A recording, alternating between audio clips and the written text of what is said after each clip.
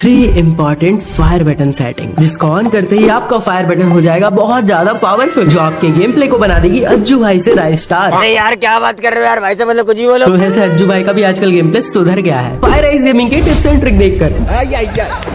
तो आज के इस खतरनाक सी वीडियो में आपको ऐसे 3 फ्री फायर के फायर बटन की सेटिंग्स बताऊंगा जिन्हें आप सेट करने के बाद अपने गेम प्ले को एक नए लेवल पे पाओगे। तीसरे वाले सेटिंग को जैसे ही आप ऑन करोगे आपका हेडशॉट तो लगेगा ही, साथ ही साथ आपका हेडशॉट लगने का जो स्पीड है वो इस लेवल का होगा। एनिमी सदमे में चल जाएगा, भाई मुझे हेडशॉट लगा कैसे। यहाँ पे क्या हो रहा है? मूवमेंट स्पीड भी बढ़ने वाली है। जोर जोर से बोल के लोगों को स्कीमें बता दे। इस वीडियो को देखना है आपको बिल्कुल एंड तक, एंड तीसरे वाले ट्रिक को तो गलती से भी मिस मत करना। तो दोस्तों, नॉर्मल फायर बटन को फायर बनाने के लिए आपको सबसे पहले फायर बटन का पोजीशन और साइज को अपने हिसाब से परफेक्टली सेट करना पड़ेगा। अब आप इसको कैसे कर सकते हो? सबसे पहले आपको क्या करना है, आपको देखना है अपने थंब को, क्योंकि 99.99% प्लेयर्स जो होते हैं वो अपने थंब से ही फायर करते हैं। बाकी जो 0.001% प्लेयर्स होते हैं वो होते हैं कुछ लेजेंड्स।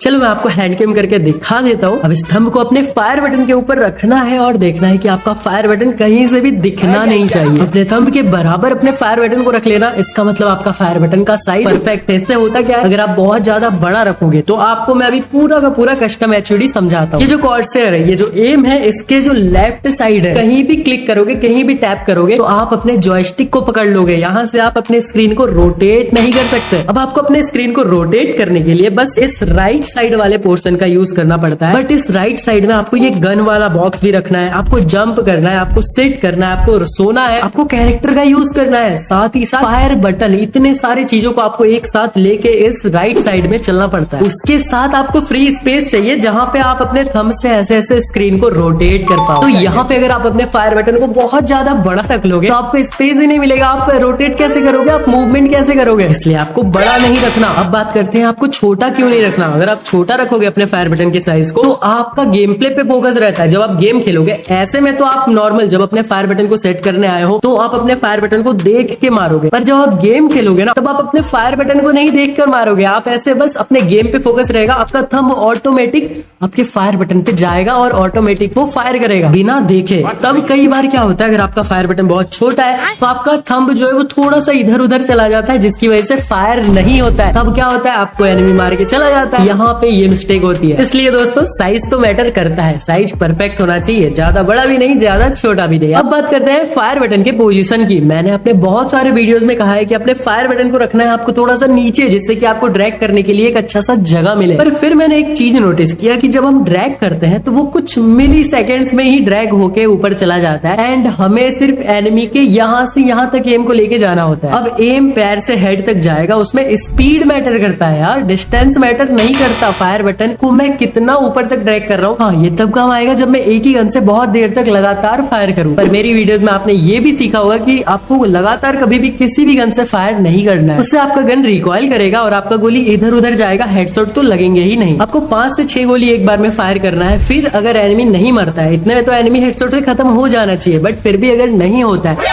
तो आपको थोड़ा सा ब्रेक लेना है, या तो आप वॉल लगा दो या फिर आप एक बार सेटअप करो या फिर थोड़ा जंप कर लो, कुछ भी कर लो, बट 5-6 गोली के बाद आपको एक ब्रेक लेना है। यूएमपी और एके ऐसे गनों में तो बिल्कुल एकदम याद से यही करना है। समझ रहे हो? बैक टू द पॉइंट, हमें यहाँ पे अपने फायर बटन को रखना कहाँ है। मैंने बहुत ज्यादा दिमाग लगाया, बहुत ज्यादा रिसर्च किया और फिर ये चीज समझा कि हमारा जो डिफॉल्ट फायर बटन का पोजीशन होता है वो भी कुछ खराब नहीं होता, क्योंकि आपको स्पेस प्रॉपर मिल ही जाता है। एंड आप कभी भी ऐसे फोन को होल्ड करोगे तो आपका जो थंब है वो इसी जगह पे नेचुरली आएगा। आप अपने फोन को ऐसे होल्ड करो और आपका थंब देखो कहाँ पे जा रहा है, यहाँ से आपको अब ड्रैग करना है। तो इस चीज को दिमाग में रखते हुए फायर बटन के पोजीशन को खुद से सेट करो। क्या बात है, क्या बात है। अब हमने इसका साइज भी सेट कर लिया और परफेक्टली इसका पोजीशन भी सेट कर लिया अपने हिसाब से। अब बहुत सारे प्लेयर्स एक मिस्टेक करते हैं, वो अपने फायर बटन को हाइड कर देते हैं, मतलब उसका ऑपेसिटी को बिल्कुल कम कर देते हैं, जिससे कि आप फायर करते टाइम आपका हाथ वहाँ पे नहीं जाता, इधर उधर चला जाता, आपको फायर बटन दिखाई नहीं देता।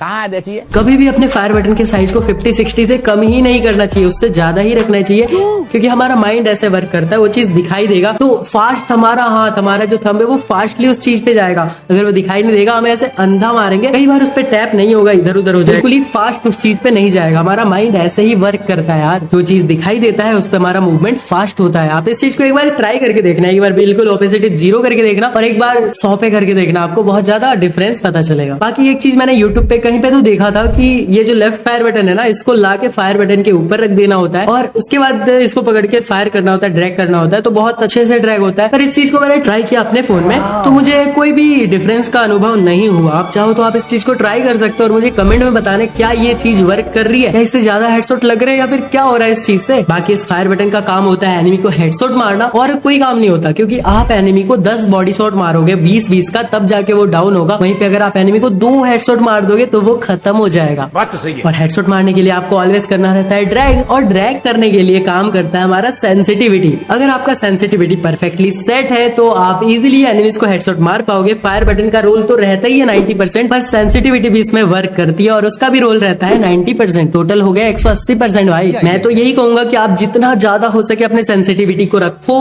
अगर आपका सेंसिटिविटी कम में भी चल जा रहा है, आप मार ले रहे हो, पर फिर भी अपने सेंसिटिविटी को ज्यादा रखो। आपको अभी के लिए ज्यादा लगेगा, पर जैसे आप खेलते जाओगे आपको उस चीज की आदत हो जाएगी और ज्यादा सेंसिटिविटी में आपका मूवमेंट भी बहुत ज्यादा फास्ट होगा। हेडशॉट भी बिल्कुल स्पीड में मार पाओगे। कम सेंसिटिविटी में मारोगे तो हेडशॉट तो लगेंगे पर वो कम लगेंगे और स्लो लगेंगे। पर वहीं पे अगर आपका सेंसिटिविटी ज्यादा होगा तो आप डायरेक्ट लेग से डायरेक्ट हेड पे चले जाओगे। आपका एम बहुत जल्दी मूव करेगा। आप समझ रहे हो इस चीज को? समझोगे यार। सब्सक्राइबर अपने बहुत ज्यादा प्रो है। फायराइज गेमिंग की वीडियोस देखते हैं ना, तो प्रो कैसे नहीं होंगे यार। और जिसने सब्सक्राइब नहीं किया वो सब्सक्राइब कर दो भाई। अब सब्सक्राइब कर ही रहे हो तो आपका भी कुछ फायदा होना चाहिए यार। आपको भी खुशी मिलनी चाहिए। नहीं, ये वाली खुशी नहीं, आनंद आनंद मिलना चाहिए यार आपको। और आनंद कैसे मिलेगा? एक ही ऐसी चीज है जिससे हमें आनंद मिल सकती है गेम के अंदर, और वो है डायमंड्स। डायमंड से हम बंडल, गन स्किन सब कुछ ले सकते हैं। और डायमंड्स को हम कैसे ले सकते हैं? पैसों से। बहुत महंगे आते हैं यार डायमंड। पर मैंने आप लोगों के लिए ढूंढ निकाला एक ऐसा ट्रिक, एक ऐसा खुफिया ट्रिक जो सिर्फ ओल्ड लेजेंड प्लेयर्स को ही पता है, पर अब आपको भी पता चलने वाला है। कुछ नहीं करना है, इस वाले वीडियो पे क्लिक करना है, जाके इस वाले वीडियो को पूरा देखना है। पूरा का पूरा ट्रिक मैंने स्टेप बाय स्टेप बताया है, जाके देखो, फॉलो करो और कर लो अपने अकाउंट में डायमंड्स की बारिश। 5000 डायमंड्स बिल्कुल ही फ्री में ले पाओगे यार। जाके देखो इस वाले वीडियो को। मैं मिलता हूँ आपसे अगली वीडियो में, तब तक के लिए बाय बाय, टेक केयर।